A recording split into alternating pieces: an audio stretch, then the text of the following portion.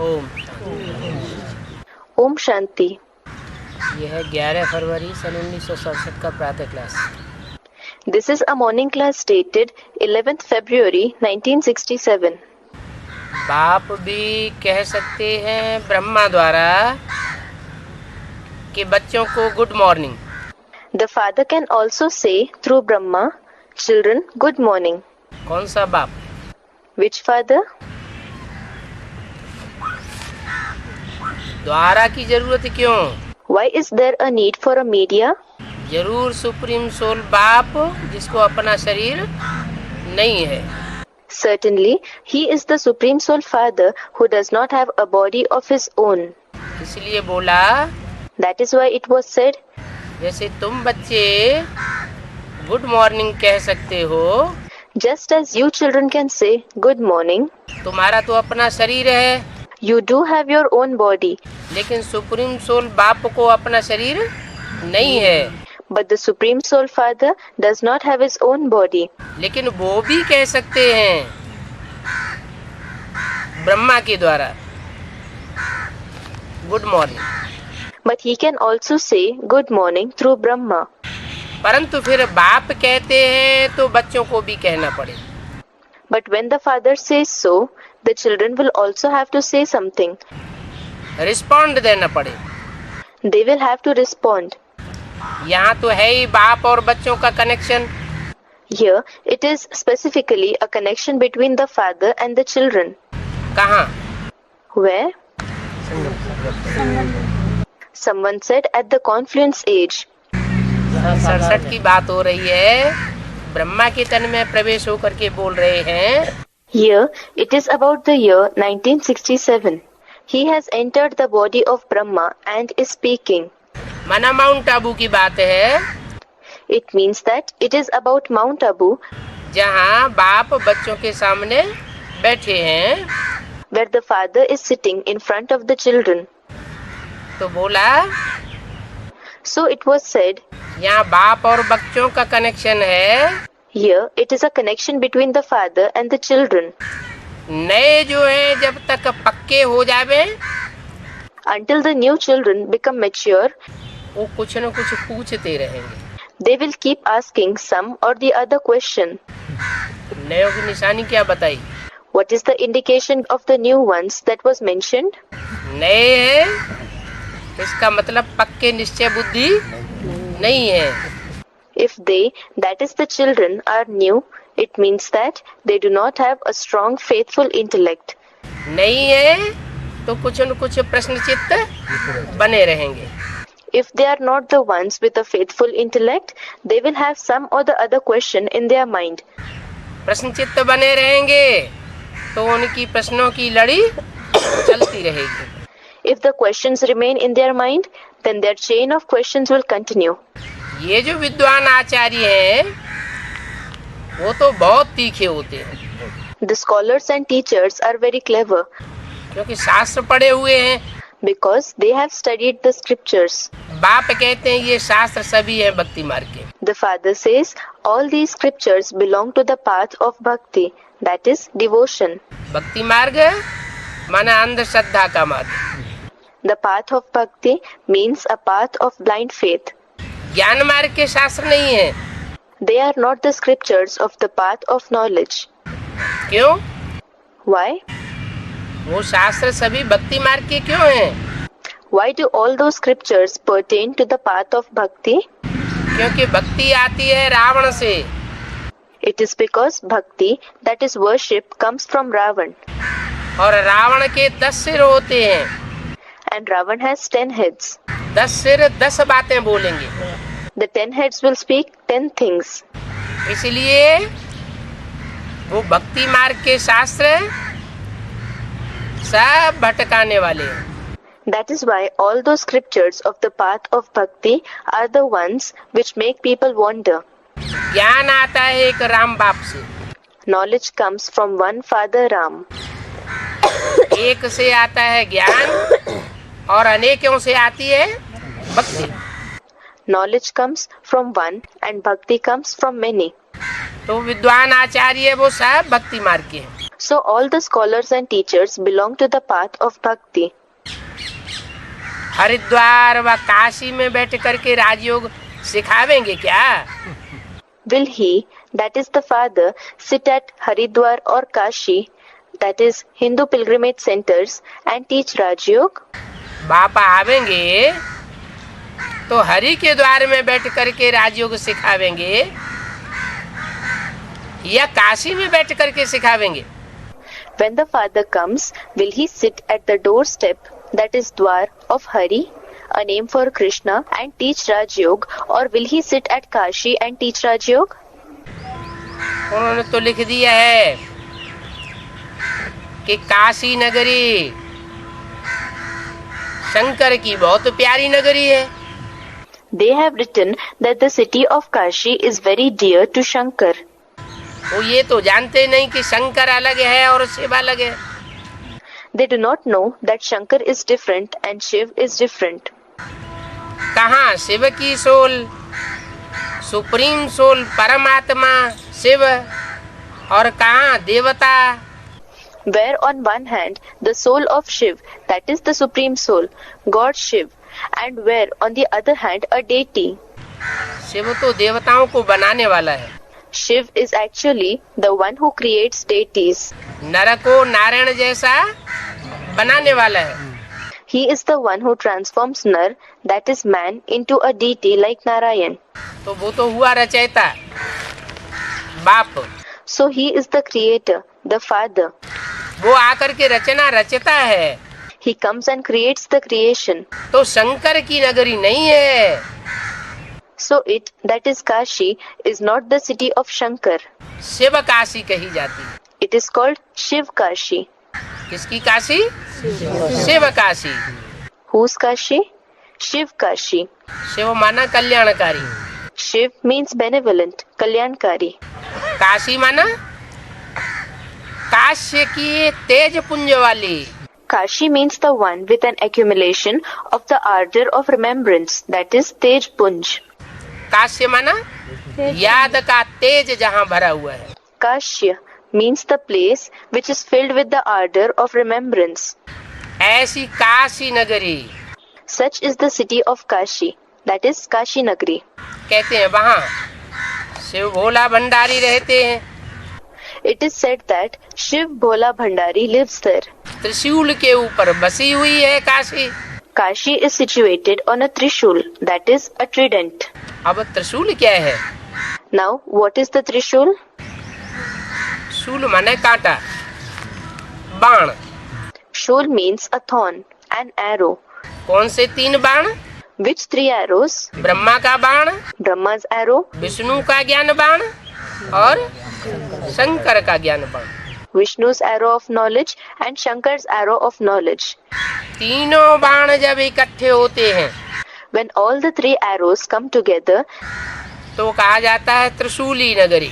then it is said Trishuli Nagari, that is a city of Trishul or trident. तो त्रिशूली नगरी में बैठ करके क्या ज्ञान सुनावेंगे? So will he narrate knowledge sitting in the Trishuli Nagari? नगरी कहा है तो कोई ईंट पत्थरों की नगरी नहीं होगी.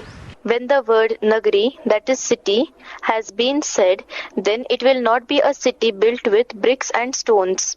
कहते हैं गंगा के किनारे काशी नगरी होती है. It is said that the city of Kashi is situated on the banks of the river Ganga, that is the river Ganges. जैसे जमुना के कंठे पर कृष्ण के चरित्र दिखाए हैं. Just as the acts of Krishna have been shown to have taken place on the banks of the river Yamuna. कंठा माना किनारा, Kant means banks of a river. माना काशी नगरी जो है वो गंगा से बहुत नजदीकी है. It means that Kashi Nagari is very close to Ganga. अव्यक्तवाणी में गंगा के लिए क्या बोला? What has been said in the Avyaktavani for Ganga? Ganga कहाँ से निकलती है? From where does Ganga emerge? मुरली में बोला गौमुख से निकलती है. It has been said in the Murli that she emerges from Gaumukh, the mouth of a cow. फिर अव्यक्तवाणी में प्रश्न करके पूछ दिया, छोड़ दिया. Then a question was raised in the Avyaktavani and left unanswered. Ganga कहाँ से निकली? The question asked was, from where did Ganga emerge?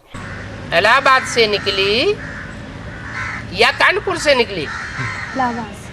Did she emerge from Allahabad or Kanpur? Someone said from Allahabad. निकली। Did she?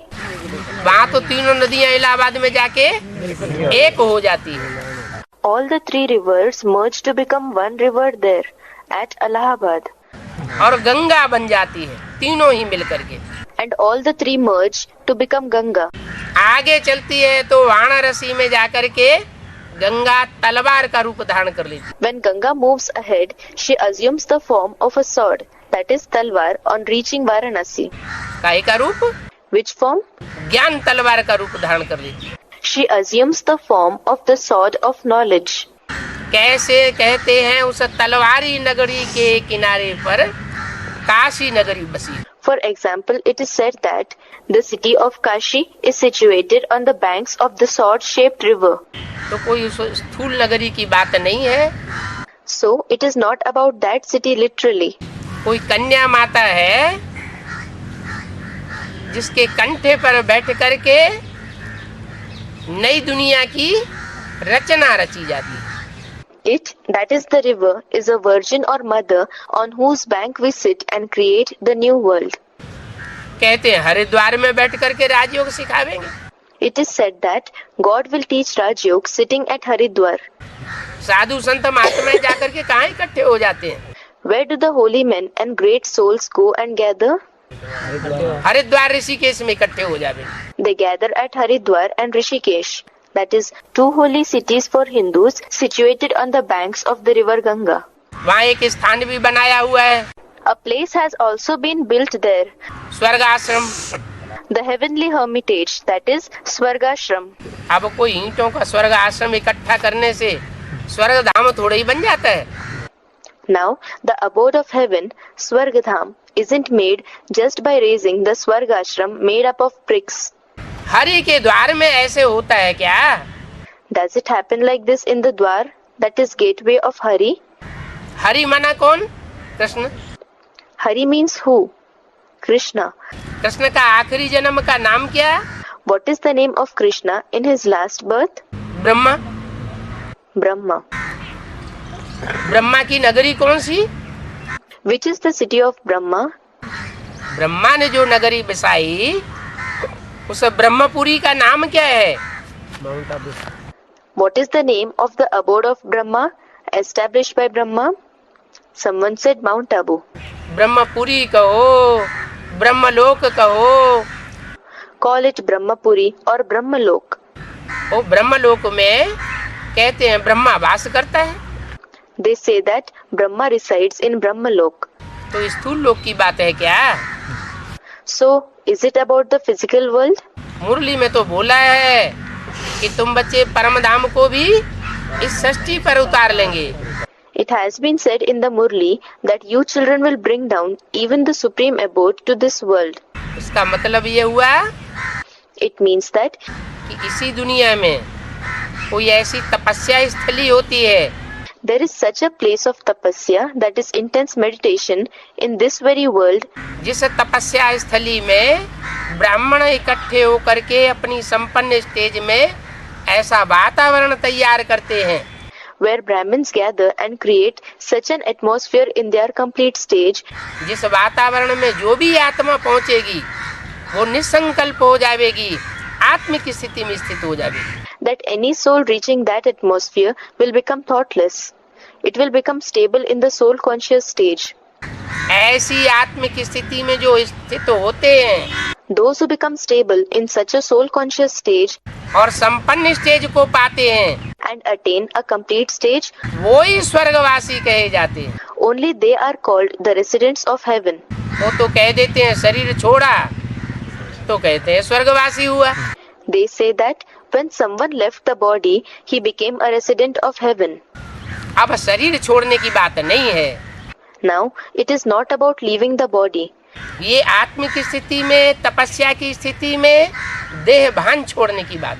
It is about leaving the body consciousness in the soul conscious stage, in a stage of tapasya.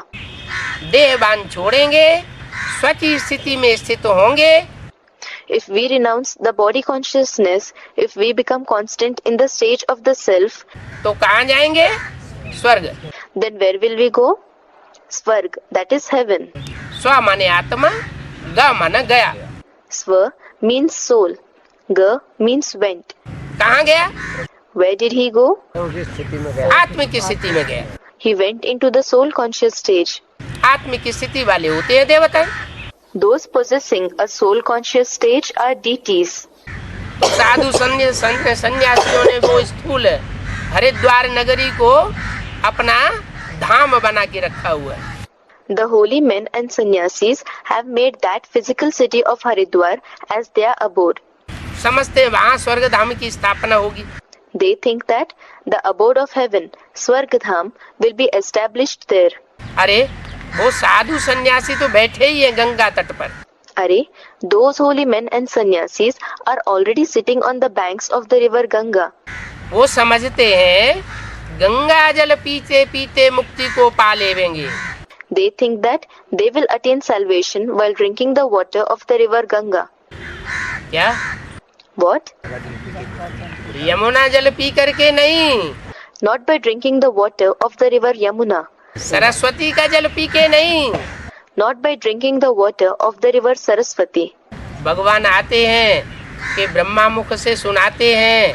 God comes and speaks through the mouth of Brahma. Brahma मुख पुरुष तन है। The mouth of Brahma. It is a male body. पुरुष तन सब दुर्योधन दुशासन है, उनके मुख से सुने हुए का उतना असर नहीं पड़ेगा। All the male bodies are Duryodhans and Dushasans. The knowledge narrated through their mouth will not be very effective. तो किसके मुख से असर पड़ेगा? So the knowledge narrated through whose mouth will have an effect? कन्याएं माताएं जो पवित्र रहने की स्वभाव वाली है, वो गौ माताएं जब सुनाती हैं ज्ञान, When the cow-like mothers, that is the virgins and mothers who possess a nature of remaining pure, narrate the knowledge, और ज्ञान का कलश अपने हाथ में लेती है, तो उसका असर दुनिया वालों के ऊपर पड़ता है। and hold the pot of knowledge in their hands, it has an influence over the people of the world. तो बताया So it was said कि गंगा जल पीते पीते मुक्ति को पावेंगे। that they think that they will gain liberation while drinking the water of the Ganges. पहले गंगा निकलती है कि यमुना निकलती है कि सरस्वती निकलती है? Does Ganga emerge first, or does Yamuna emerge first, or does Saraswati emerge first? कि तीनों नदियां इकट्ठी निकलती हैं? Or do all the three rivers emerge together? A brother said, Baba Ganga emerges first. मुरली में तो बोला है ज्ञान गंगाएं निकली है अंत में। In fact, it has been said in the Murli, the Gangas of knowledge emerge in the end. संपन्नता अंत में होगी, मध्य में होती है या आदि में ही हो जाती है? Will the perfection be achieved in the end, or is it achieved in the middle, or in the very beginning? अंत में। Someone said in the end. अंत में होती है। It happens in the end. Someone said as the beginning, so the end. तो आदि में जरूर गंगा थी। So, river Ganga was certainly present in the beginning, foundation के टाइम पर, at the time of foundation, बीजारोपण के समय, at the time of sowing the seed, और अंत में वही गंगा फिर से निकलती है and in the end, the same Ganga emerges once again, और निकल करके ईश्वरीय कार्य में सहयोगी बनती है। and after emerging, she becomes helpful in the task of God. Ganga का कनेक्शन है शंकर की जटाओं से। Ganga's connection is with the hair locks of Shankar. Shankar और Ganga, Shankar and Ganga. Gangadhar कहा जाता है। He is called Gangadhar, that is, holder of Ganga. किसको धारण किया? Whom did he hold? Ganga को धारण किया। He held Ganga. एक है सूक्ष्म गंगा, ज्ञान Ganga. One is a subtle Ganga, the Ganga of knowledge. और एक होती है उस ज्ञान गंगा को प्रैक्टिकल रूप में, प्रैक्टिकल जीवन में धारण करने वाली कोई चैतन्य Ganga. And the other is a living Ganga who imbibes that Ganga of knowledge in the practical form, in practical life. तो ब्रह्मा के मुख से जो ज्ञान सुनाया, उस ज्ञान को जिसने अपने मस्तक में धारण कर लिया, वो है सूक्ष्म ज्ञान Ganga. So the one who imbibed in her intellect the knowledge that was narrated through the mouth of Brahma is the subtle Ganga of knowledge. Shankar की जटाओं में समा जाती है। She merges into the hair locks of Shankar. सन 68 तक ब्रह्मा के द्वारा सारा ज्ञान सुनाया गया। The entire knowledge was narrated through Brahma till the year 1968. उस ज्ञान को मुरली में बोला है It has been said about that knowledge in the Murli. कि गीता ज्ञान अमृत अभी नहीं कहेंगे। Now, it will not be called Gita Jnanamrit, that is, the nectar of the knowledge of the Gita. क्यों नहीं कहेंगे? Why will it not be called so? Gita ज्ञान तो कहेंगे, It will indeed be called the knowledge of the Gita. लेकिन गीता ज्ञान अमृत नहीं कहेंगे। क्यों नहीं कहेंगे? But it won't be called the nectar of the knowledge of the Gita. Why will it not be called so? क्योंकि अमृत निकलता है तब, मक्खन निकलता है तब, It is because nectar emerges or butter emerges जब उसे भिगोया जाता है, मंथन किया जाता है। when it is stirred, when it is churned. सागर मंथन की कथा शास्त्रों में बहुत प्रसिद्ध है। The story of the churning of the ocean is very famous in the scriptures. तो सागर मंथन की शुरुआत होती है शंकर के मस्तिष्क से। So the churning of the ocean begins from the brain of Shankar. तो वो सारा ज्ञान जो माउंट आबू में सुनाया गया सन 51 से लेकर 68 तक, So all that knowledge which was narrated at Mount Abu from the year 1951 to 1968 वो शंकर की ज्ञान जटाओं में या मस्तक में समा जाता है। permeates in the hairlocks of knowledge or the forehead of Shankar.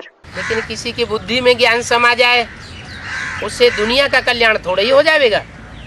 But the benefit of the world will not be brought by the permeation of knowledge into the intellect of someone. दुनिया का कल्याण तो तब होगा जब सारी दुनिया की समझ में आ जावे। The benefit of the world will occur when it is understood by the entire world. एक की बुद्धि में बात बैठ जाए और सबकी बुद्धि में बैठे नहीं, If it sits in the intellect of one and if it does not sit in the intellect of everyone, तो सर्व का सदगति दाता कैसे कहा जाएगा? then how will he be called the giver of the true salvation of everyone? तो कहते हैं भागीरथ ने फिर से तपस्या की। So it is said, Bhagirath performed tapasya once again. वो ब्रह्मा की सोल शंकर के मस्तिष्क में ज्ञान चंद्रमा के रूप में प्रवेश करके फिर तपस्या करती है। That soul of Brahma enters the forehead of Shankar in the form of the moon of knowledge and performs tapasya once again. और दूसरी मूर्ति जो शंकर है, उसका कार्यकाल जब पूरा होता है, And when the time for the role, that is Karyakal of the second personality Shankar, finishes, तो ज्ञान गंगा संसार में प्रत्यक्ष होती है। the Ganga of knowledge is revealed in the world. जो भी शंकर के चित्र हैं, In all the pictures of Shankar, उनमें जटाओं में कोई कन्या का रूप दिखाया जाता है। the form of a virgin is shown in the hair locks. कन्या का चेहरा दिखाया जाता है। The face of a virgin is shown. उस चेहरे से ज्ञान की धार बहती हुई दिखाई जाती है। A stream of knowledge is shown flowing from the mouth of that face. तो चित्रकारों ने जो चित्र बनाए हैं, वो सब अर्थ सहित बनाए। So all the pictures that were made by the artists were made meaningfully. कोई जटाओं से गंगा नहीं निकलती है। Ganga does not emerge from the hair locks. जो बहुत प्यारा बच्चा होता है, तो माँ बाप कहते हैं ये बच्चा मेरे सर माथे पर। If a child is very dear, then the parents say, this child is seated on my head. प्यारे बच्चे को सर पर चढ़ा के रखते हैं। The dear child is seated on the head. और प्यारा कौन होता है? And who is dear? चाम प्यारा नहीं होता है, काम प्यारा होता है। The skin is not dear, the action is dear. जो काम सरस्वती के द्वारा संपन्न नहीं हो पाता है, The task that is not accomplished through Saraswati. जो काम लक्ष्मी के द्वारा संपन्न नहीं हो पाता, The task that is not accomplished through Lakshmi. और जो काम यमुना के द्वारा संपन्न नहीं हो पाता, And the task that is not accomplished through Yamuna. वो काम उत्तर भारत में गंगा के द्वारा संपन्न हो जाता है। It is accomplished by Ganga in northern India. 70 साल हो गए इस ज्ञान को चलते चलते। This knowledge has been going on for the last 70 years. उत्तर भारत की आत्माओं ने उस एडवांस ज्ञान को क्यों नहीं उठा पाया? Why have the souls of northern India not been able to grasp the advanced knowledge? क्योंकि निमित्त का बड़ा महत्व होता है। It is because there is a lot of importance of the one who is an instrument. उत्तर भारत में गंगा का मान बहुत ज्यादा है। In northern India, there is a lot of respect for Ganga. वो ज्ञान गंगा अभी भी प्रत्यक्ष नहीं हुई है। That Ganga of knowledge has not been revealed so far. जब प्रत्यक्ष होती है तो जितने भी विद्वान पंडित आचार्य हैं वो सब जाग पड़ते हैं। When she is revealed, all the scholars, pandits and teachers awaken. तो गंगा के किनारे जाकर के जल पीते रहते हैं, समझते हैं मुक्ति हो जाएगी जल पीते पीते। So people go to the banks of Ganga and keep drinking its water. They think that they will achieve liberation if they keep drinking its water. अब जल की तो बात है नहीं है। Well, it is not about water in the literal sense at all. है ज्ञान जल की बात। It is about the water of knowledge. वहाँ गंगा जल के किनारे, स्थूल जल के किनारे कोई भगवान तो बैठे नहीं होते। God is not seated on the banks of the water of Ganga, on the banks of the gross water. निराकार भगवान को तो रथ चाहिए। The incorporeal God certainly needs a chariot. Bhagirath भी दिखाते हैं। Bhagirath is also shown. भगवान ने आकर ज्ञान दिया है। God has come and has given knowledge. वास्तव में कृष्ण को ज्ञान सागर नहीं कहा जाता। Actually, Krishna is not called the ocean of knowledge. क्या? What? ज्ञान का सागर कृष्ण नहीं है। Krishna is not the ocean of knowledge. अगर कृष्ण ज्ञान सागर होता, Had Krishna been the ocean of knowledge, तो गीता का भगवान आखिरी जन्म में कृष्ण की आत्मा हो जाती। then the soul of Krishna would have been the God of the Gita in the last birth. किस रूप में? In which form? दादा लेखराज के रूप में साकार भगवान का रूप गीता का भगवान कृष्ण उर्फ ब्रह्मा कहा जाता है। In the form of Dada Lekhraj, Krishna alias Brahma would have been called the corporeal form of God, the God of the Gita. लेकिन नहीं, But no, ब्रह्मा के मंदिर नहीं बनते हैं, temples are not built for Brahma. मूर्तियां नहीं बनती हैं, पूजा नहीं होती है। Idols of Brahma are not prepared. He is not worshipped. इससे साबित होता है It proves that कि ब्रह्मा के तन में आकर के परमात्मा से गीता का भगवान नहीं बनता है। the Supreme Soul Shiv does not become the God of the Gita by coming in the body of Brahma. Gita का भगवान वो उस तन के द्वारा आकर के बनता है He comes and becomes the God of the Gita through the body जिसमें कृष्ण की सोल भी अधूरे रूप में कार्य करती है, चंद्रमा के रूप में। in which the soul of Krishna works in an incomplete form, in the form of moon, अर्धचंद्र के रूप में, in the form of half moon. और शिव नेत्र भी प्रवेश करके कार्य करता है। The Shiv Netra, that is the third eye of Shankar, enters and performs his task. वो गीता का भगवान कहा जाता है। That one is called the God of the Gita. उस गीता के भगवान के द्वारा मनन चिंतन मंथन के द्वारा जो अमृत निकलता है, उस अमृत रस को पी करके देवताएं अमर बनते हैं। Drinking the nectar that emerges through the thinking and churning done by the God of the Gita, the deities become immortal. अमर भी दो तरह के होते हैं। The immortal ones are also of two kinds. अमर माने न मरने वाले देवता, Amar means the immortal deities, और ब्राह्मण सो देवता कहे जाते हैं। and it is said Brahman so Devta, that is, Brahmins transformed into deities. जो ब्राह्मण है उनकी स्थिति अभी ये है कि अभी अभी निश्चय बुद्धि, अभी अभी अनिश्चय बुद्धि। The state of the Brahmins at present is such that just now they have a faithful intellect, and in the next second they have a doubtful intellect. निश्चय बुद्धि माना जीवित, A faithful intellect means alive. Anishchay बुद्धि माना मृत्यु को पाए हुए। A doubtful intellect means those who are dead. तो ये जन्म मरण का चक्र अभी चलता रहता है। So this cycle of birth and death keeps going on now. सबसे ज्यादा जन्म मरण के चक्र में कौन सी आत्मा आती है? Which soul enters into the cycle of birth and death to the maximum extent? Someone said Brahma. जो सृष्टि का पहला पत्ता है वो ही जन्म मरण के चक्र में आता है। The one who is the first leaf of the world, he himself comes in the cycle of birth and death. 30-32 साल हो गए एडवांस नॉलेज चलते हुए। 30 to 32 years have passed since the emergence of the advanced knowledge. और ब्रह्मा की soul मस्तक में प्रवेश करके एडवांस ज्ञान धारण करती है, लेती है। And the soul of Brahma enters the forehead of Shankar and imbibes the advanced knowledge. He obtains it. फिर गुलजार दादी में प्रवेश कर जाते हैं। Then he enters Gulzar Dadi again. नष्टो मोहा स्मृति लब्धा, ये स्टेज प्राप्त नहीं हो पाती। He is not able to attain the stage of Nashto Moha Smritir Labdha. That is, the one who conquered attachment and regained the awareness of the self and the father. तो बाप कहते हैं कृष्ण को ज्ञान का सागर नहीं कहा जाता। So, the father says that Krishna is not called the ocean of knowledge. और ना उनके पास कोई राजयोग सिखाने का ज्ञान है।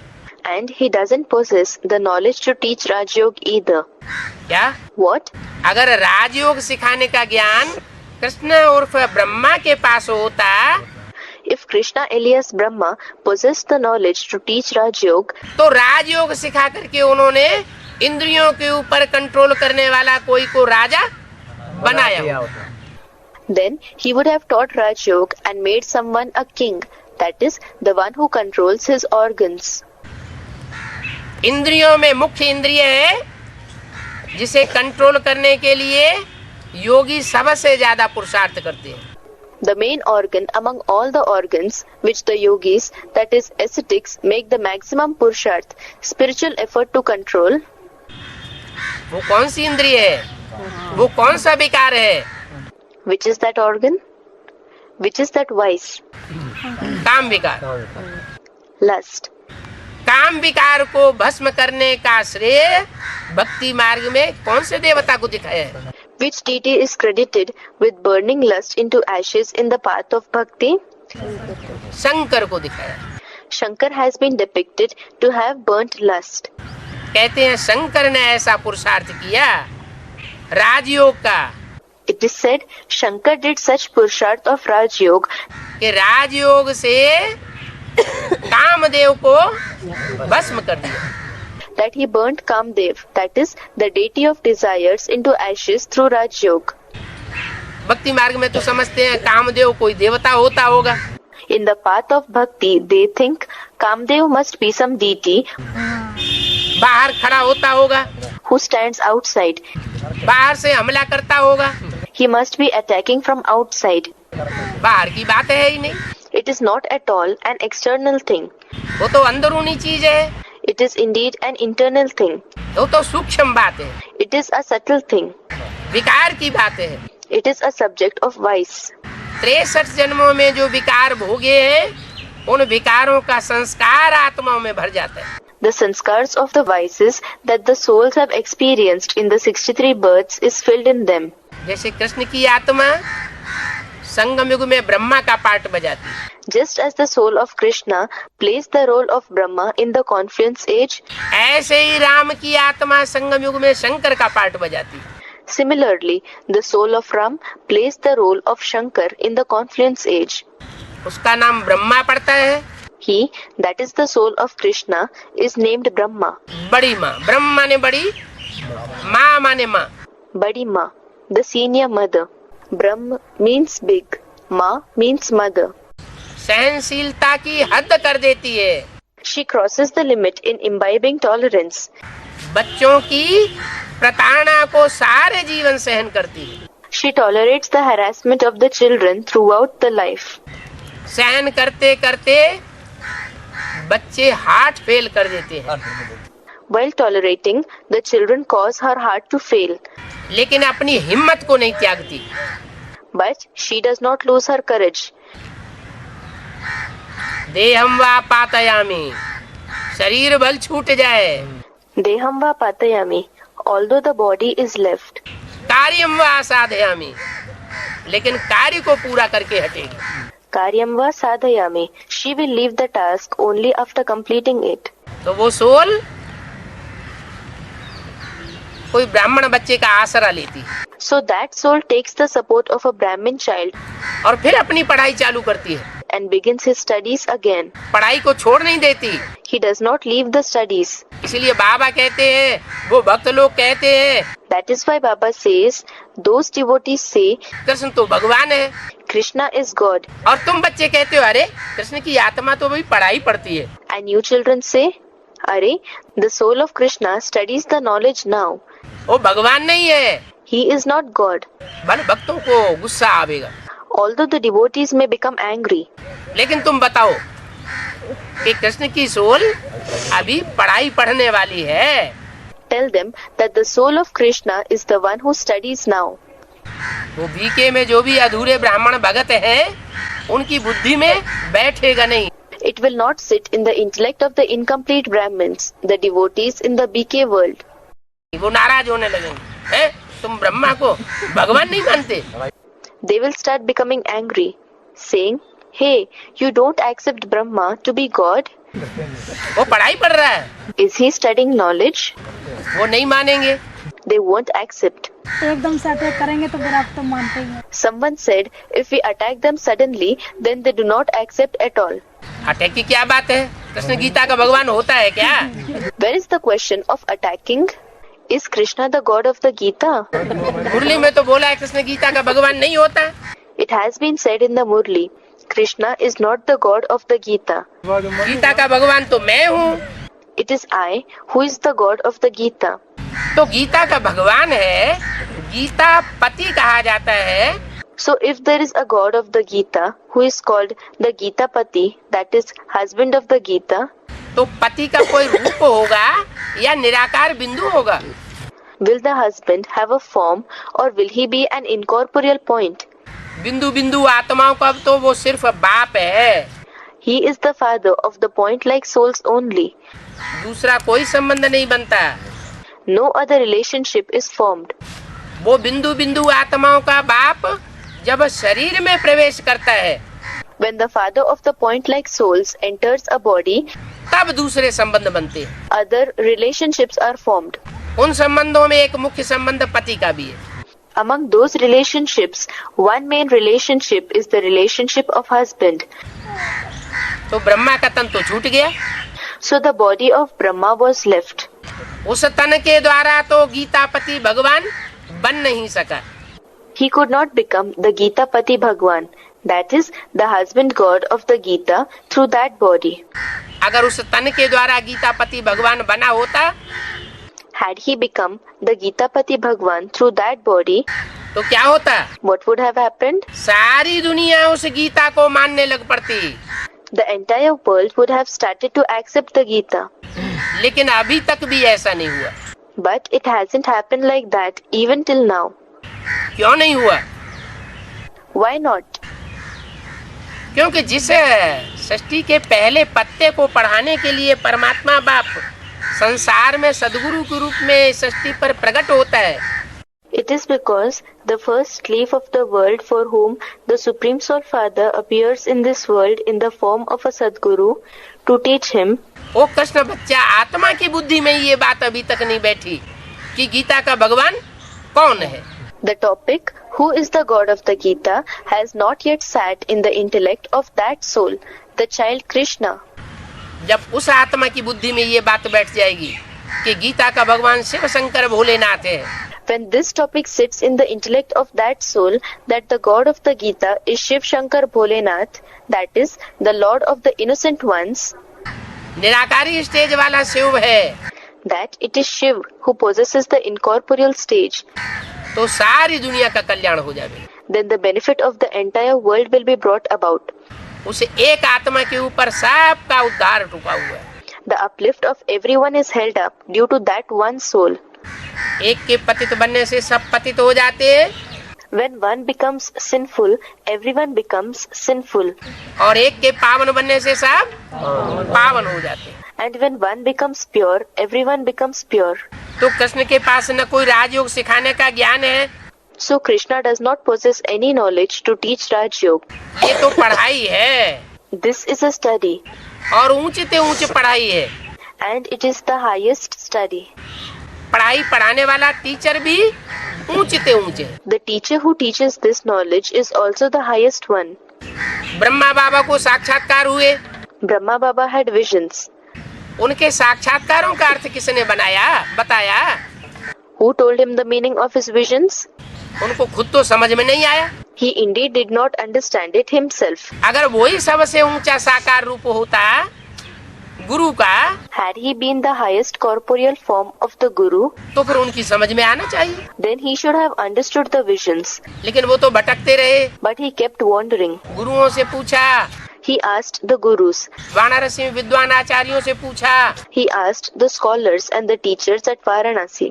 कोई ने नहीं बताया। Nobody explained them to him. तो आखिरी में उनकी बुद्धि अपने जीवन के अनुभव के आधार पर जिस व्यक्ति को उन्होंने सबसे जास्ती होशियार समझा, उस व्यक्ति के पास पहुंचे। Then finally, he reached the person whom his intellect found to be the most intelligent on the basis of the experience of his life. वो था उनका भागीदार। That person was his work partner. और वहां जाते जाते उनके सारे प्रश्नों का समाधान साक्षात्कार के संबंध में मिल गया।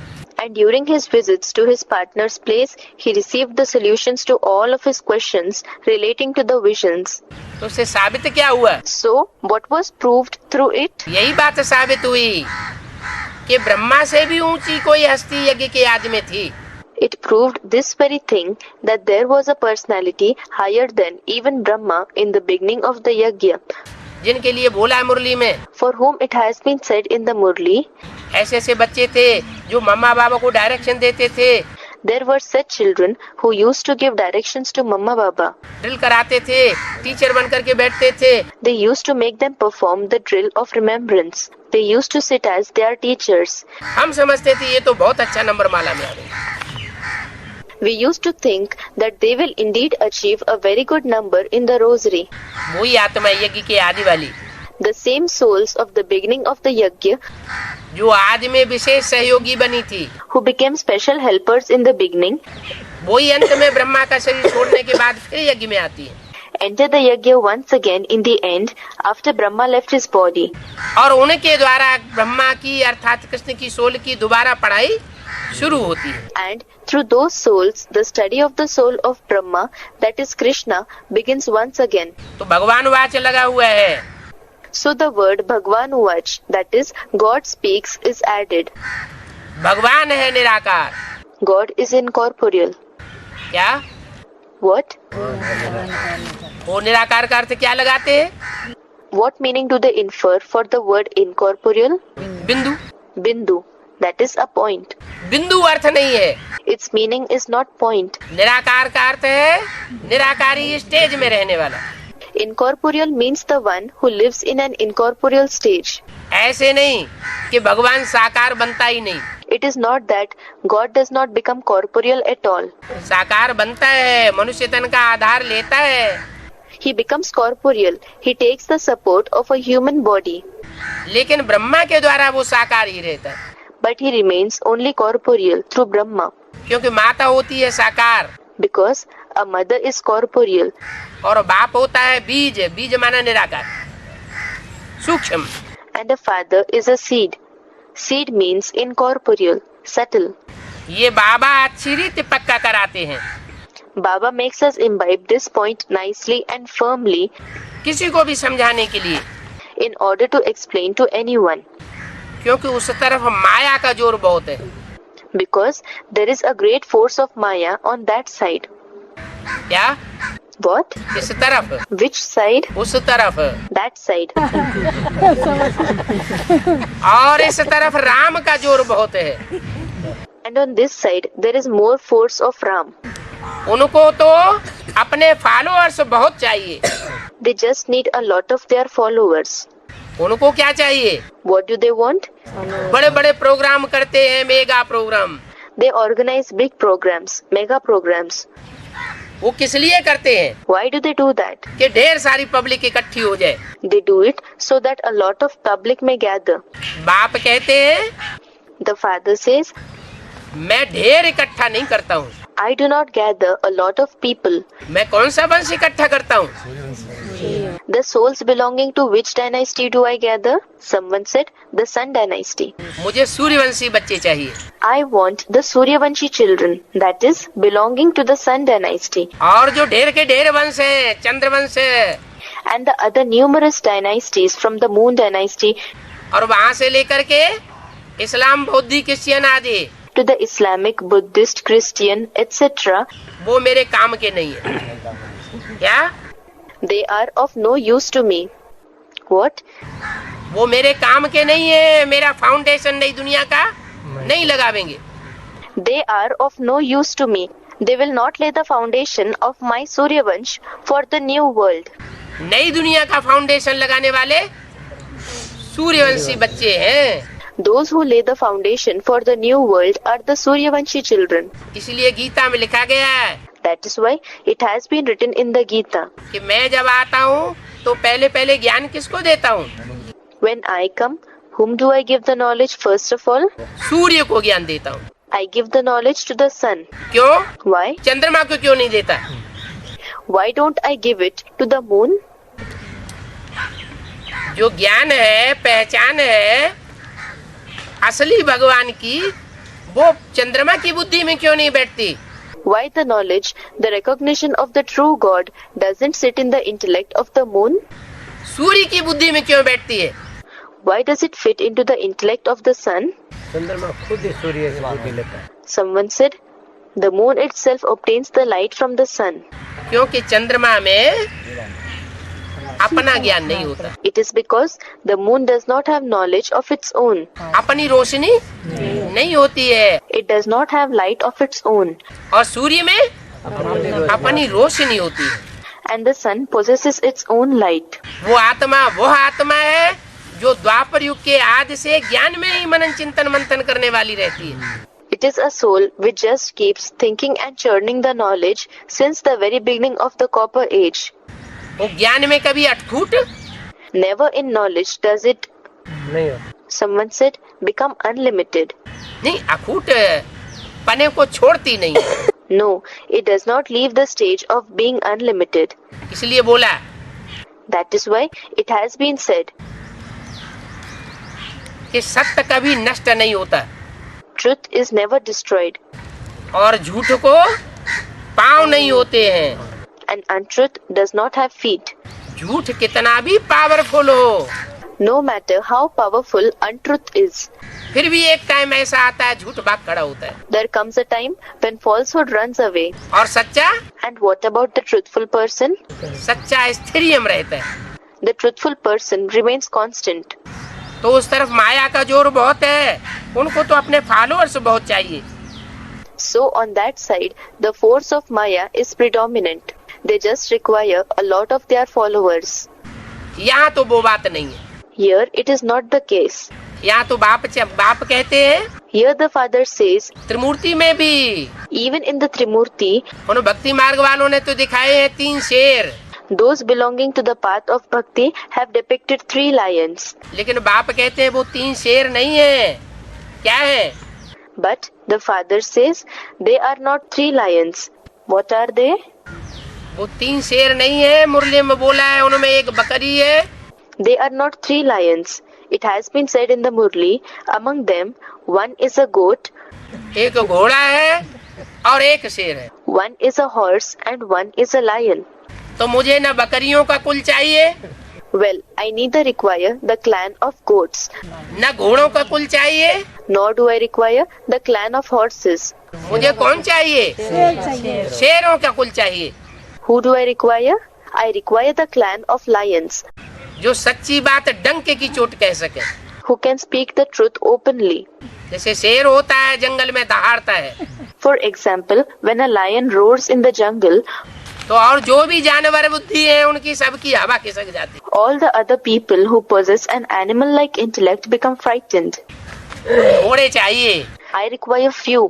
मुझे ढेर के ढेर नहीं चाहिए। I do not require a lot of people. बाप समझाते हैं, The father explains, जिन्होंने कल पहले लिया है those who have received in the previous kalpa वो आप ही यहाँ आते रहेंगे। will keep coming here automatically. क्या? What? उसके लिए तुमको एडवर्टाइजमेंट करने की दरकार नहीं है There is no need for you to do advertisement for that. कि तुम प्रदर्शनी की चित्र लेकर के इधर उधर मंदिर मस्जिदों में और टिकानों में भागते रहो। You need not run here and there in the temples, the mosques and other places, carrying the pictures of the exhibition. Advertisement करते रहो। You need not go on advertising. ये एडवर्टाइजमेंट करना ये विदेशियों का काम है। Doing advertisement is the work of foreigners. जिसकी दुकान का माल अच्छा होगा, असली माल होगा, तो लोग अपने आप दौड़े चले आवेंगे। People will automatically come running to the shop of the one who stores good material, the genuine material. चारों ओर आवाज फैलेगी। The fame will spread everywhere. उसके लिए एडवर्टाइजमेंट करने की दरकार नहीं है। There is no need to do advertisement for that. तो बाप कहते हैं, So, the father says,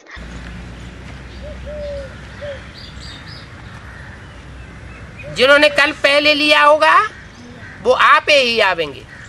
those who would have received in the previous kalpa will come automatically. उनको निमंत्रण देने की भी दरकार नहीं है, There is no need to even invite them. उनको बुलाने की भी दरकार नहीं है। There is no need to even call them. भांति भांति के प्रोग्राम करके उनको आकर्षित करने की दरकार नहीं है। There is no need to organize various kinds of programs to attract them. ऐसे नहीं, It should not be the case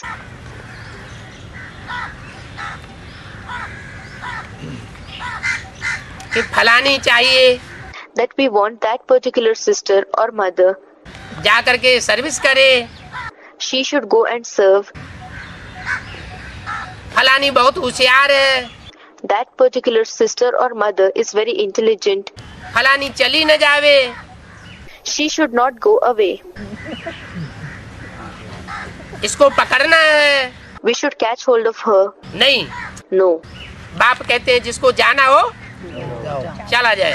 The father says, whoever wants to go may go. किसी को पकड़ करके बैठाने की दरकार नहीं है। कौन जावेगा? There is no need to catch anyone and make them sit. Who will go? जो निश्चय बुद्धि नहीं होगा वही तो जावेगा। Only those who do not have a faithful intellect will go. जिसकी बुद्धि में निश्चय पक्का बैठ गया होगा कि बाप आया हुआ है, वो छोड़ करके जावेगा क्या? Will the one who has developed the strong faith in his intellect that the father has come leave and go? चली जावे तो चली जावे। If she wants to leave, she may leave.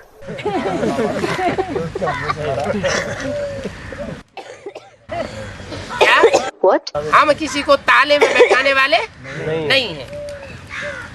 We are not going to lock up anyone. यहाँ तो जीते जी मरने की बात है। Here, it is a question of dying alive. जीते जी मरना माना? What does dying alive mean? जीते जी मरना माना श्रीमत पर पक्का पक्का चलना। Dying alive means following Srimad firmly. यही है देहभान को मारना। This precisely is killing the body consciousness. जो पक्के पक्के श्रीमत पर चलने वाले होते हैं उनको देहभान की परवाह नहीं होती। Those who follow Srimad firmly do not care for body consciousness. बाप ऐसे बच्चों को अडॉप्ट करते हैं। The father adopts such children. कैसे बच्चों को? Which kind of children? जो श्रीमत पर जानमारी करने वाले हों। He adopts such children who are ready to sacrifice their life for Srimad. Adopt किया ही जाता है कुछ वर्षा देने के लिए। Adoption is done in order to give some inheritance. दुनिया में भी बच्चे को अडॉप्ट करते हैं तो किस लिए करते हैं? Even in the world, when people adopt children, why do they adopt them? कि जो कमाई की है जिंदगी भर कोई को सौंप के जाए। They adopt a child so that whatever income they have earned throughout their life can be entrusted to someone. सन्यासियों के इतने ढेर फॉलोअर्स हैं। There are a lot of followers of the sannyasis. कितने फॉलोअर्स होते हैं। They have so many followers. वो क्या वर्षा देते हैं? What inheritance do they give? कोई वर्षा नहीं देते। They do not give any inheritance. उनसे कोई को मुक्ति जीवन मुक्ति का वर्षा मिलता नहीं। Nobody receives the inheritance of mukti, that is liberation, or jivan mukti, that is liberation in life from them. गुरु मर जाते हैं, चेले गद्दी पर बैठ जाते हैं, वर्षा तो कोई को नहीं मिलता। When the gurus die, the disciples occupy the seat. Nobody receives the inheritance indeed. जब गुरु ही वर्षा नहीं दे सका तो उनका चेला क्या वर्षा देगा? When the guru himself wasn't able to give the inheritance, then how will his disciple give the inheritance? कौन से भक्ति मार्ग की बात हो रही है? Which part of bhakti marg is being mentioned? बाहर की दुनिया की बात हो रही है कि ब्राह्मणों की दुनिया की भक्ति मार्ग की बात हो रही है? Is the topic of the outside world being discussed, or is it the bhakti marg within the world of Brahmins being mentioned? कैसे? All said in the world of Brahmins. How? ब्राह्मणों की दुनिया में भी ब्रह्मा बाबा एक गुरु चला गया। Even in the world of Brahmins, when one guru, that is Brahma Baba departed, तो समझते हैं कि एक गुरु गया, they think one guru has departed. अब जो गद्दी पे बैठेगी उससे हमको मुक्ति जीवन मुक्ति मिलेगी। Now we will attain Mukti Jivan Mukti from whoever sits on the throne. बाप कहते हैं यहाँ तो एक ही सदगुरु है। The father says, here there is only one Sadguru. ऐसे नहीं कि ये मर जाएगा It is not the case that when he dies, तो कोई दूसरा आकर के गद्दी पे बैठेगा, someone else will come and occupy the seat. वो मुक्ति जीवन मुक्ति दे देगा। नहीं, He will give us Mukti Jivan Mukti. No. मुक्ति जीवन मुक्ति देना तो एक बाप का काम है। Granting Mukti Jivan Mukti is the task of the one father only. दूसरी कोई आत्मा का काम नहीं है। It is not the task of any other soul. ये सन्यासी आदि वर्षा देने के लिए अडॉप्ट नहीं कर सकते। These sannyasis etc. cannot adopt children to give the inheritance. बच्चे माँ बाप के पास आते ही हैं वर्षे के लालच पर। Children come to the mother and the father only with the greed of the inheritance. साहूकार का बच्चा हो, कोई साहूकार का बच्चा हो, वो कभी गरीब के पास अडॉप्ट होगा क्या? If there is a child of a rich person, will he ever be adopted by a poor person? है? नहीं होगा ना। He won't, will he? तो तुम बच्चे हो सूर्यवंशी बाप के बच्चे। So you children are the children of the Suryavanshi father. वो तथाकथित ब्रह्मा कुमार कुमारियां कहते हैं तो हमारे यहाँ सरेंडर हो जाओ। The so-called Brahma Kumar Kumaris say, you come and surrender to us. तो वहाँ अडॉप्ट हो गए क्या? So will you be adopted there?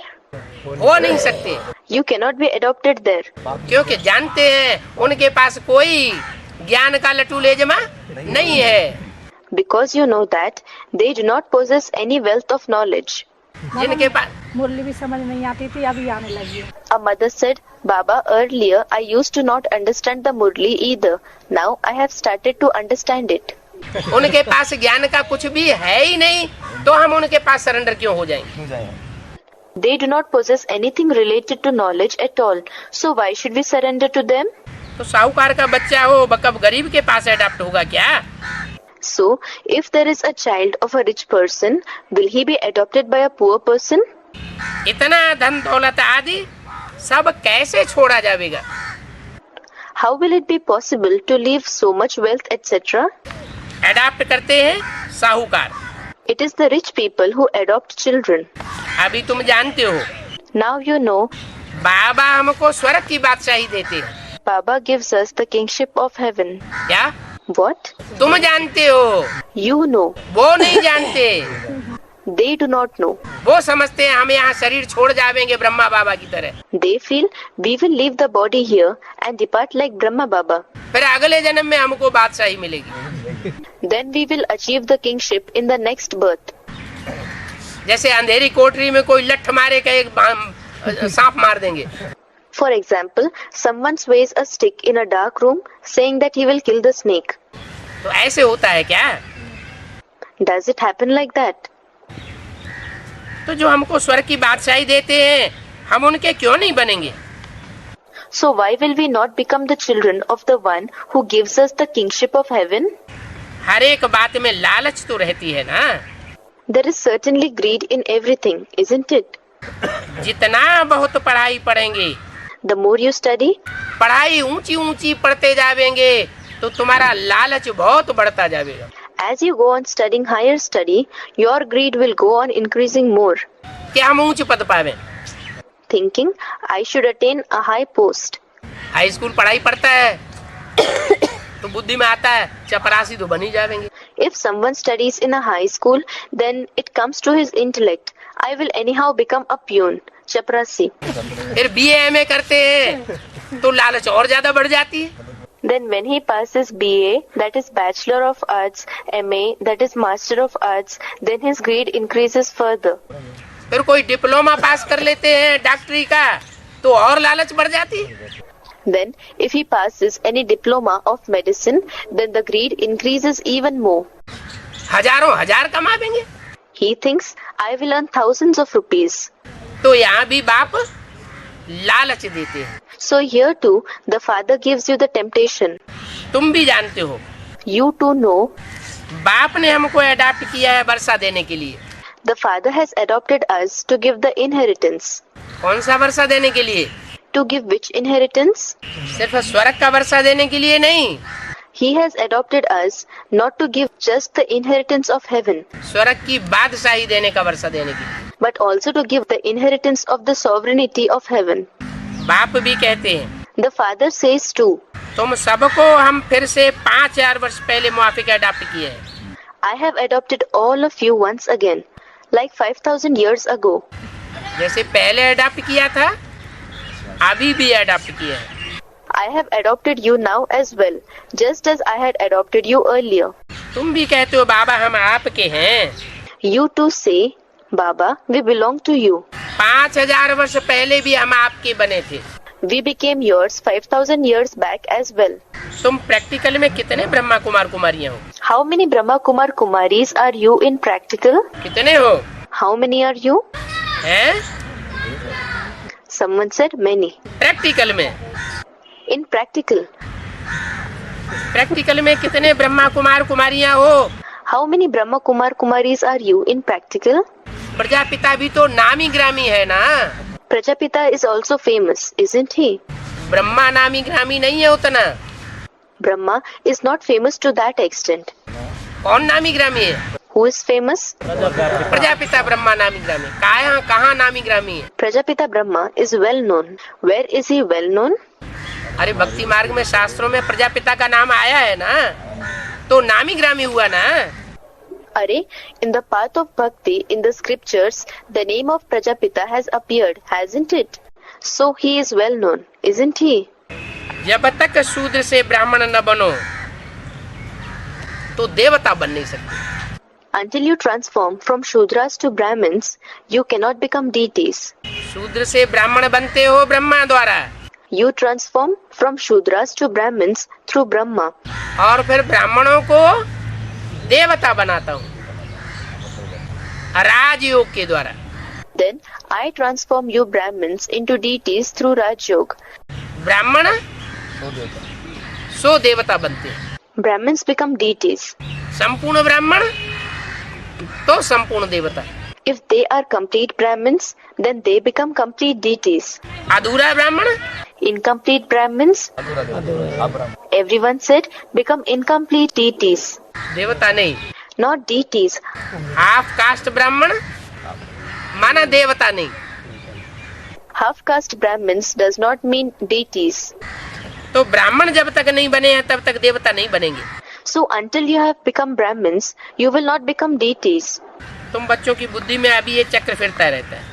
Now this cycle keeps on rotating in the intellect of you children. क्या? What? कि पहले हम शूद्र थे, That earlier we were Shudras. अभी हम ब्रह्मा की औलाद ब्राह्मण बने हैं। Now we have become Brahma's children, that is Brahmins. फिर Then शिक्षा लेकर के हम ब्राह्मण सो देवता बनेंगे। we will obtain knowledge and transform from Brahmins to deities. तुम्हारी हो गई double machinery. Yours is a double machinery. क्या What? है? पहली मशीनरी क्या है? Which is the first machinery? Brahma से ब्राह्मण बनना, Becoming Brahmins through Brahma. और फिर एडवांस में आने के बाद ब्राह्मण से देवता बनना। And then, after entering the path of advanced knowledge, transforming from Brahmins to deities. शूद्र से ब्राह्मण बनना पहली machinery, Transforming from Shudras to Brahmins is the first machinery. वो है basic knowledge. That is there in the basic knowledge.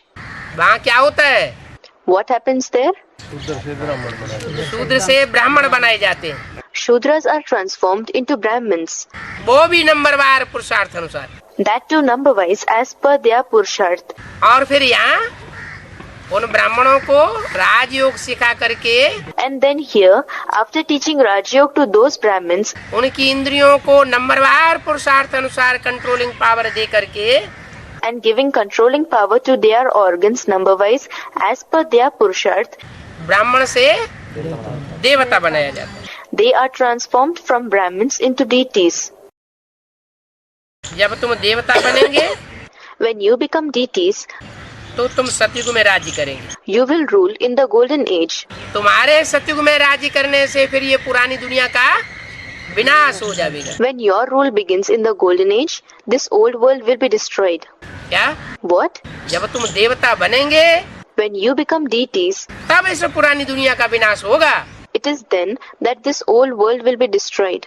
ऐसे नहीं कि पुरानी दुनिया का विनाश पहले हो जावे It is not that the old world will be destroyed first और तुम देवता बन न सको। and you will not be able to become deities. पुरानी दुनिया का विनाश जरूर होगा। The old world will definitely be destroyed. क्या? कि अभी तक तो हुआ नहीं है, 70 साल हो गए विनाश विनाश विनाश चिल्लाते चिल्लाते। What? Otherwise you may think it has not taken place till now. 70 years have passed shouting destruction, destruction and destruction. वो युगल लड़ते हैं बाबा। A mother said, my husband fights with me, Baba. हाँ? Yes, लेकिन ऐसे है नहीं। but it is not so. विनाश तो होगा, लेकिन पहले तुम मनुष्य से देवता बनते हो। Destruction will certainly take place, but first you transform from human beings to deities. पूरा निश्चय नहीं बैठता है When they do not develop faith completely, तो फिर बहुत चलते चलते थक जाते हैं और चले जाते हैं। then many become tired while treading the path of knowledge and depart. कौन चले जाएंगे? Who will depart? जिनको निश्चय नहीं बैठता है वो चले जाते हैं। Those who are unable to develop faith will depart. कई बच्चे गिर जाते हैं, Many children fall. ये भी ड्रामा में नूद है। This is also fixed in the drama.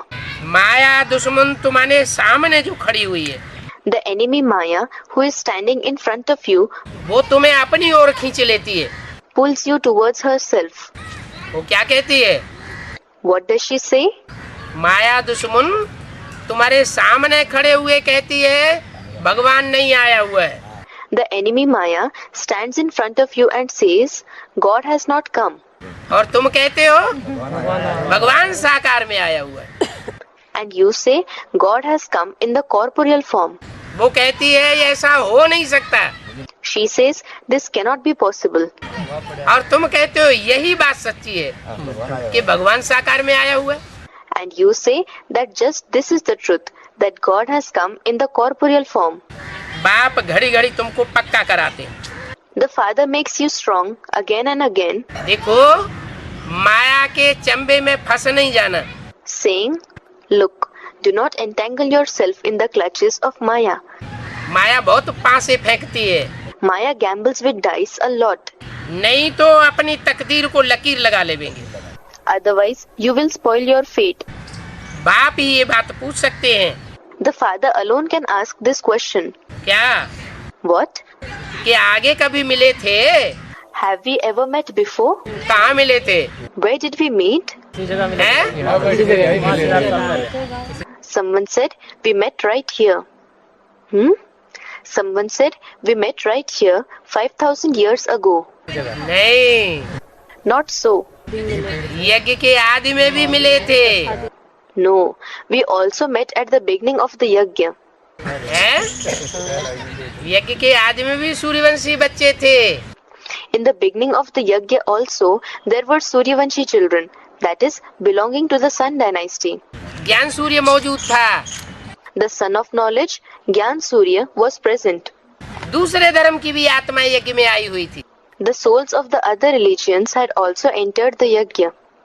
क्या? What? बाद में क्या हुआ? What happened later on? यज्ञ कुंड से विनाश ज्वाला प्रज्वलित हुई स्थापना के साथ साथ। The flame of destruction was ignited from the Yajna Kund, that is, the sacrificial fire, along with the establishment. अव्यक्त वाणी में बोला, It was said in the Avyakt Vani.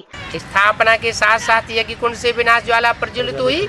Along with the establishment, the flame of destruction was ignited from the Yajna Kund.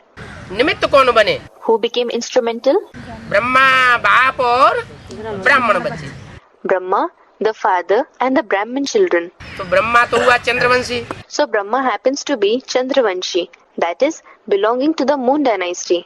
ज्ञान चंद्रमा, The moon of knowledge, Gyan Chandrama. और बाप हुआ सूर्यवंशी सूर्य, And the father happens to be Suryavanshi, that is, belonging to the Sun dynasty, the son of knowledge. और बच्चे And what about the children? जो सूर्यवंशी बच्चे थे वो निमित्त बन गए। The Suryavanshi children became instrumental. यज्ञ के आदि में वो ज्ञान सूर्य बाप और उसके फॉलोअर्स सूर्यवंशी बच्चे सब चले गए। In the beginning of the yajna, that son of knowledge father and his followers, all the Suryavanshi children departed. क्या बोला? What was said? अलफ को मिला अल्लाह, Alaf, that is the first alphabet in the Urdu language, a vertical line, found Allah, that is God. बे को मिली बादशाही, And Be, that is the second alphabet in the Urdu language, a horizontal line, received the Badshahi, that is sovereignty. बे बादशाही सारी भागीदार को दे दी। The entire Be Badshahi, that is the sovereignty, was given to the partner. क्या? What? वो ही झगड़ा अभी तक भी चल रहा है यज्ञ में। The same dispute is going on even now in the yajna. क्या झगड़ा चल रहा है? Which dispute is going on? पहले भी जो झगड़ा चल रहा था वो यज्ञ में अभी भी झगड़ा चल रहा है और वो दुनिया में भी वही झगड़ा चल रहा है। Whatever dispute was going on earlier is still going on in the yajna, and also in that outside world the same dispute is going on. क्या झगड़ा चल रहा है? Which dispute is going on? कुर्सी चाहिए, We want the seat, that is kursi. Authority चाहिए, We want authority. हमारे हाथ में सत्ता चाहिए। We want the power in our hands. वो सत्ता की लड़ाई तब से चालू हुई और अभी भी चल रही है। That dispute for power began at that time and is still going on. बाप कहते हैं, The father says, क्या कहते हैं? what does he say? अलफ को मिला अल्लाह, बे को मिली बादशाही। Alaf found Allah and Be received the Badshahi. अलफ माना खड़ा हुआ डंडा, Alaf means a vertical line. आदि में भी पुरुषार्थ में खड़ा हुआ था In the beginning, he was standing in making Purusharth, और अंत में भी पुरुषार्थ में अभी भी खड़ा हुआ है। as well as even in the end, he is still standing in making Purusharth. और बे माना पड़ा हुआ डंडा, बे माना बादशाही पाने वाला। And what does Be mean? A horizontal line. Be means the one who receives the sovereignty. तपते राज, राजते नरका। Tapate Raj, Rajate Narka. That is, by doing tapasya, they become kings, and kingship leads them to hell. क्या? What? तपस्या करके क्या प्राप्त करते हैं? What do they achieve by doing tapasya? राजाई प्राप्त करते हैं They achieve the kingship, और राजाई पाने के बाद अहंकार चढ़ता है। and after achieving the kingship, they become egotistic. जब अहंकार चढ़ता है तो नरक में गिरते हैं। When they become egotistic, they fall into hell. संगम युग में बाप हमको सिखाते हैं, In the Confluence Age, the Father teaches us, बच्चे तुम यहाँ सेवाधारी बन करके रहो। children, remain as a server, that is, Sevadhari here. तुम्हारा बाप यहाँ ओबीडेंट सर्वेंट बन करके आया हुआ हूँ। Your Father has come here as an obedient servant. तो तुमको क्या बनना है? So what do you have to become? सेवाधारी बन करके रहना है। You have to remain a Sevadhari. अगर ये भाव आया कि हमको तो यही राजाई मिल गई, If this feeling develops, we have received the kingship here itself. यही दूसरों के ऊपर कंट्रोल चलाना शुरू कर दिया, If you start controlling the others here itself, तो जो यहाँ कंट्रोल अपने हाथ में ले लेंगे उनका कंट्रोल वहाँ हाथ से निकल जाएगा। then those who will take the control, that is controlling power in their hands over here, their control will slip out of their hands there, that is in the copper and the iron ages. यहाँ दास दासी बना करके बैठ जाएंगे तो वहाँ दास दासी बन करके रहना पड़ेगा। If they make someone their servant or maid servant, that is das dasi here, then they will have to remain as das dasi there. अब कोई बच्चे हों, Well, whichever children they may be, चाहे माया बेटी ही क्यों न हो, it doesn't matter, even if she is daughter Maya. क्या What? माया बेटी क्या बन करके बैठती है? What does daughter Maya sit as? मालिक बन करके बैठती है, She sits as a master. हुक्म चलाती है। She issues orders. तो सतयुग जब शुरू होगा So when the golden age begins, तो सतयुग में माया बेटी क्या बन जाएगी? what will daughter Maya become in the golden age? दासी बन जाएगी माया। Maya will become a maid servant. सबसे पहले माया सरेंडर होगी First of all, Maya will surrender herself. और सरेंडर होकर के तुम्हारी दासी बनेगी। And after surrendering herself, she will become your maid servant. बाद में प्रकृति सरेंडर होगी, Later on, nature will surrender herself. वो भी तुम्हारी दासी बन जाएगी। She too will become your maid servant. इसका मतलब माया भी इस समय कंट्रोल चाहती है और प्रकृति भी इस समय फुल कंट्रोल चाहती है। It means that now Maya wants to control as well as nature wants full control now. बाप दोनों की आशाएं पूरी करते हैं। The father fulfills the wishes of both of them. माया के हाथ में भी full authority they the. He gave full authority in the hands of Maya as well. Brahma ने शरीर छोड़ा और माया बेटी के हाथ में सारी सत्ता आ गई। As soon as Brahma left the body, the entire power came into the hands of daughter Maya. अभी एडवांस में Now, in the advanced knowledge, प्रकृति माता के हाथ में सारी सत्ता आने वाली है। the entire power is going to come into the hands of Mother Nature. प्रकृति माता कहो, Call her Mother Nature. Durga कहो, Call her Durga. जगदम्बा कहो, Call her Jagdamba. गीता माता कहो। Or call her Mother Gita. Gita Mata. Gita ज्ञान से स्वर्ग की बादशाही का वर्षा मिलता है। The inheritance of the sovereignty of heaven is obtained through the knowledge of the Gita. लेकिन बाप द्वारा मिलता है। But it is received through the Father. Brahma के द्वारा स्वर्ग के गेट खोलते हैं। The gates of heaven are opened through Brahma. द्वारा मीडिया तो ब्रह्मा बनता है, Brahma certainly becomes the Vaya, that is media. लेकिन खुलवाने वाला कौन है? बाप है। But who is the one to enable the opening? It is the Father. जैसे पिछली एक अव्यक्तवाणी में बोला, For example, it was said in the last Avyaktavani, Brahma बाबा तेजी से माला बनाने लगे Brahma Baba started preparing the rosary very fast, और बाप मुस्कराने लगे। and the Father started smiling. क्यों मुस्कराने लगे? Why did he start smiling? कि ब्रह्मा बाबा ये समझते हैं माला तो हम ही बनावेंगे। He started smiling because Brahma Baba thinks, I myself will prepare the rosary indeed. स्वर्ग के गेट तो हम ही खोलेंगे। I myself will open the gates of heaven. लेकिन बाप के सहयोग के बगैर कुछ भी नहीं होगा।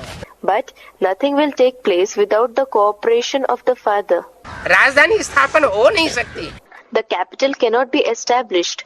ये राजधानी स्थापन करने का काम सिवाय एक बाप के और किसी का बस का नहीं है। Nobody except the father is capable of accomplishing this task of the establishment of the Rajdhani.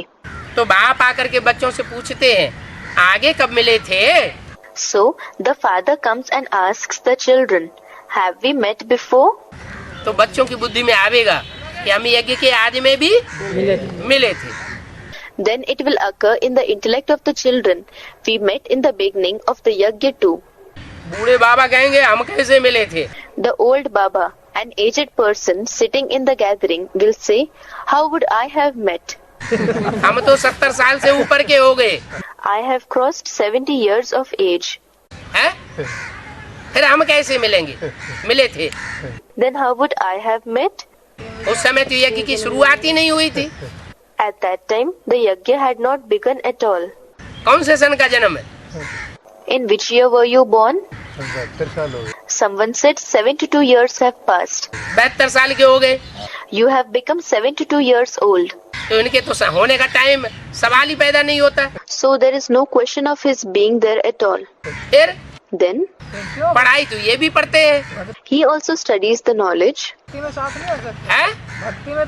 Someone said he could be together with the father in the path of bhakti, can't he? हाँ, भक्ति मार्ग में राम वाली आत्मा के साथ जीवन बिताया होगा।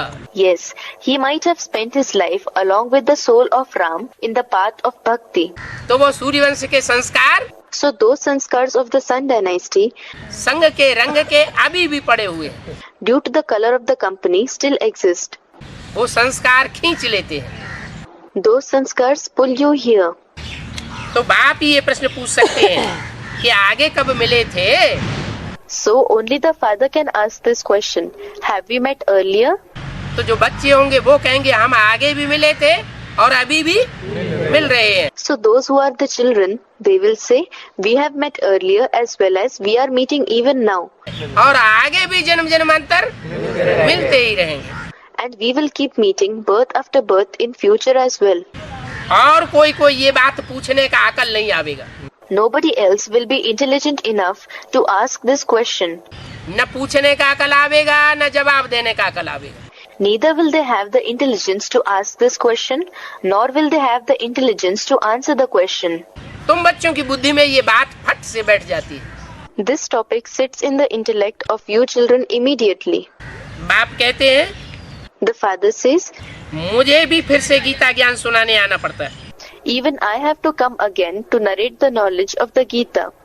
क्या कहा? What was said? बाप कहते हैं मुझे भी गीता ज्ञान सुनाना आना पड़ता है। फिर से फिर से Someone said, the father says, even I have come to narrate the knowledge of the Gita. Once again. आदि में भी संस्कृत की गीता पढ़ करके सुनाते थे। In the beginning as well, the Sanskrit Gita used to be read out and narrated. अर्थ करके बताते थे। Their meanings were explained. जो आदि में हुआ सो अंत में भी होना है। Whatever happened in the beginning has to take place in the end as well. जब गीता की 108 टीकाएं 108 धर्म संप्रदायों के द्वारा निकल सकती हैं। When 108 commentaries on the Gita can be prepared by 108 religious communities, मठ पंथधारियों के द्वारा निकल सकती है। they can be prepared by the people belonging to various sects, तो ज्ञान के अनुसार गीता का टीका नहीं निकल सकती। then can't the commentary on the Gita emerge according to the godly knowledge? निकलेगी और विद्वान आचार्यों की समझ में आवेगी भी।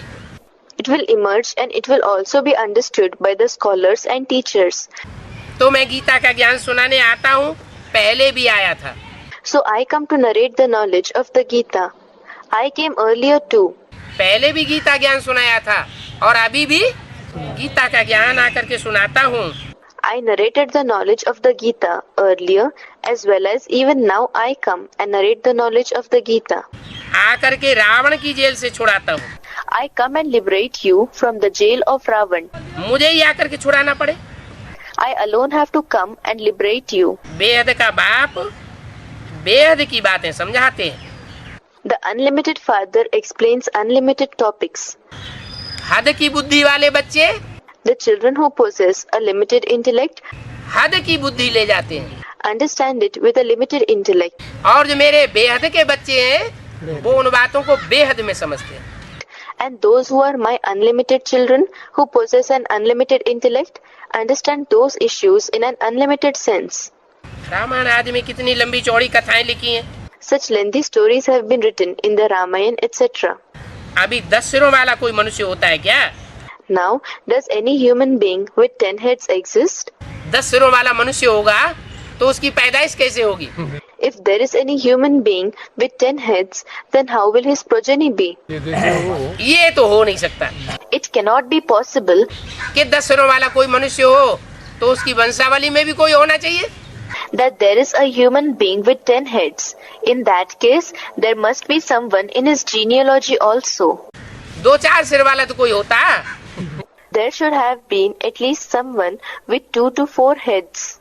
10 सिर का मतलब है कि 10 मतें इकट्ठी होकर के संगठित हो जाती है। 10 heads means 10 kinds of opinions come together and unite. और वो संगठित होकर के सारी दुनिया के ऊपर कंट्रोल करते हैं। And after uniting, they control the entire world. और जो बाप की मत है वो 2500 साल से दबा दी जाती है।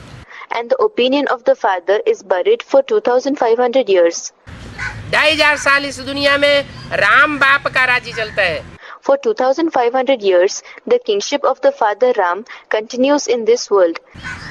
और 2500 साल रावण के 10 सिरों का राज्य चलता है। And for the remaining 2500 years, the kingship of the 10 heads of Ravan continues. अभी ये 10 सिरों वाले रावण का राज्य खलास होने वाला है। Now, the kingship of Ravan, who possesses 10 heads, is going to end. 10 धर्म बाबा, 10 धर्मों का राज खत्म होने वाला है। A brother said, Baba, the kingship of the 10 religions is going to end. सब धर्मों का राज्य खलास होने वाला है।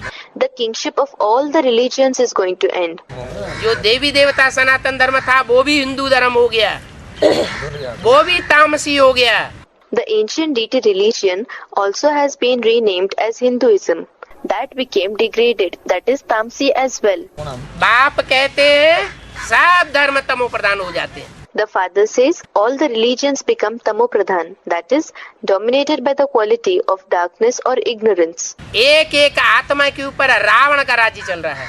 Each soul is being ruled by Ravan. जब सारी दुनिया में रावण का राज्य हो जाता है तब मैं आकर के राम राज्य की स्थापना करता हूँ।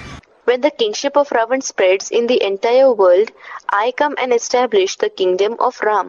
तो राम राज्य की स्थापना करूंगा आके। So, when I come and establish the kingdom of Ram, तो राम की बुद्धि में पहले प्रवेश करूंगा then will I enter the intellect of Ram first, कि कोई और की बुद्धि में आऊंगा? or will I enter into the intellect of anyone else? पहले तो राम की बुद्धि में प्रवेश करके उसकी बुद्धि को सुधारना पड़े ना। First, I will have to enter the intellect of Ram and reform his intellect, won't I? अभी कोई 10 सिर वाला मनुष्य नहीं होता है। Anyway, there is no human being with 10 heads. Ravan को 10 सिर दिखाते हैं। Ravan is shown to possess 10 heads. और राम को And what about Ram? 1 सिर दिखाते He is shown to possess 1 head. हैं। देखो यादगारें अभी भी चल रही है। Look, the memorials are going on even now. अर्थ नहीं समझ में आता But they do not understand the meaning. कि राम को 1 सिर क्यों दिखाया है, रावण को 10 सिर क्यों दिखाए। Why has Ram been shown with 1 head and why has Ravan been shown with 10 heads? बात तो स्पष्ट है। The issue is clear. क्या What? कि एक की मत से सदगति और अनेकों की मत से दुर्गति होती है। The issue is clear that the opinion of one brings about true salvation and the opinions of many brings about degradation. अभी भी ब्राह्मणों की दुनिया में भी ये शूटिंग चल रही है। Even now, in the world of Brahmins too, this shooting is going on. जो एक बाप को पहचानते हैं वो एक मत पर चलते हैं। Those who recognize the one father follow one opinion. और जो नहीं पहचान पाते And those who are unable to recognize him वो दूसरों का भी सहारा लेते हैं। take the support of others as well. इसलिए मुरली में बोला है जो जिस धर्म का होगा वो उसी की बात मानेगा। That is why it has been said in the Murli, someone will accept the versions of the person of only that religion to which he belongs. बल बाप आकर के ज्ञान समझाए रहे, Although the Father has come and is explaining the knowledge, और जिसकी बात मानेगा उसके लिए बोलेगा हाँ तुम्हारी बातें सब सच्ची हैं, and he will say to all those who come and explain the advanced knowledge to him about that person whose versions he believes, yes, all your versions are true. लेकिन जब तक जगदीश भाई दीदी दादी दादाएं नहीं मानेंगे हम तुम्हारी बात मानने वाले नहीं. But until Jagdish Bhai, Didi, Dadi, Dadas accept, I am not going to accept your version. इससे साबित हुआ कि वो किस धर्म का है. This proves which the religion he belongs to is. वो दीदी दादी दादाएं जिस धर्म में कन्वर्ट होने वाले होंगे उसी धर्म में वो उसको जाना है. He has to go to the religion to which those Didis, Dadis, Dadas are going to convert. Shri Ramchandra जिनकी इतनी महिमा करते हैं, Sri Ramchandra, who is praised so much, Krishna से भी राम को ऊपर ले गए हैं. Ram has been given a position higher than Krishna. Krishna को 16 कला संपूर्ण दिखाते हैं Krishna is shown to be 16 celestial degrees complete, और राम को 14 कला 14 कला दिखाते हैं. फिर भी त्रेता में ले गए. and Ram is shown to possess 14 celestial degrees. Even then, he has been depicted in the Silver Age, और कृष्ण को द्वापर में डाल दिया है. and Krishna has been depicted in the Copper Age. ऐसे राम की फिर थी सीता चुराई ली गई. Then, the Sita of such a Ram was kidnapped. अरे जिसकी अपनी घरवाले के ऊपर ही कंट्रोल नहीं है Are, the one who has no control over his own wife, वो फिर दुनिया का राज्य क्या संभालेगा. how will he take care of the kingship of the world? पहले तो अपने घर का सुधार, First, the reformation of our own home is required. फिर पर का सुधार. Then, the reformation of the others will take place. अपने घर का ही सुधार नहीं हुआ पड़ा तो सारी दुनिया का कल्याण कहाँ से हो जाएगा. If our own home is not reformed, then how can the benefit of the entire world take place? ये सब बातें दंत कथाएं हैं All these issues are mythological stories जो बाप आकर के क्लियर करते हैं. which the Father clarifies when he comes. है सारी बातें यहाँ की. All these issues pertain to the present time.